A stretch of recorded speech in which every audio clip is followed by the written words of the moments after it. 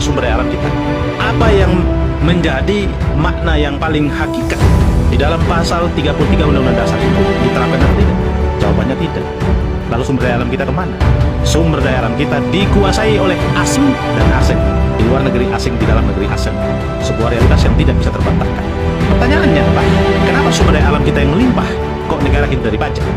Jawabannya sederhana. Karena sumber daya alam kita semuanya sudah digadaikan, dikontrakkan kepada pihak asing. Negara hanya mendapatkan royalti dari setiap investasi itu, dan nilainya tidak seberapa.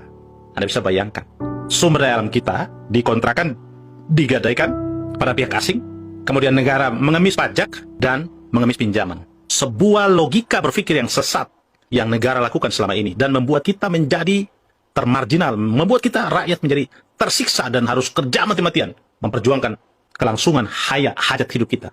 Anda bisa bayangkan. Padahal, kalau Indonesia dikelola dengan baik dengan sumber daya alam kita yang berlimpah, mereka kor-kor mengatakan kita kelapa sawit nomor 1, kita nikel nomor 1, kita punya emas, kita punya timah, kita punya batu bara, apalagi kita punya ikan. Semua kita punya yang tidak dimiliki oleh negara-negara kecil seperti Norwegia, yang tapi masyarakatnya tidak bayar listrik, pendidikannya gratis, rakyatnya makmur. Negara-negara kecil di Eropa sana, mereka tidak punya sumber daya yang unggul. Udah, kita tidak usah jauh-jauh. Tetangga kita Singapura punya apa? Tetapi dia menjadi negara terkaya nomor 1 di dunia. Anda bisa bayangkan dengan pendapatan per kapita per tahunnya 1,5 miliar per kapita. Anda bisa bayangkan, kita pendapatan per tahunnya hanya 150 sekian juta. Itu juga sudah dikelompokkan sebagai kelompok menengah. Dan yang miskin, yang miris, Anda tahu pendapatan per tahunnya hanya puluhan juta. Karena 600 ribu per bulan, Anda hitung. Kalau dikali 12, berapa puluh juta itu? Jadi ironi kita bernegara.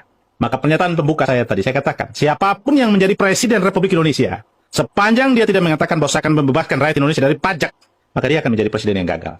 Dia belum menjadi presiden yang sukses. Ini sebuah pekerjaan yang terus-menerus kita perjuangkan. Sebagai rakyat, saya ingin menyatakan bahwa rakyat Indonesia harus menyadari bahwa beban negara ini di pundak rakyat.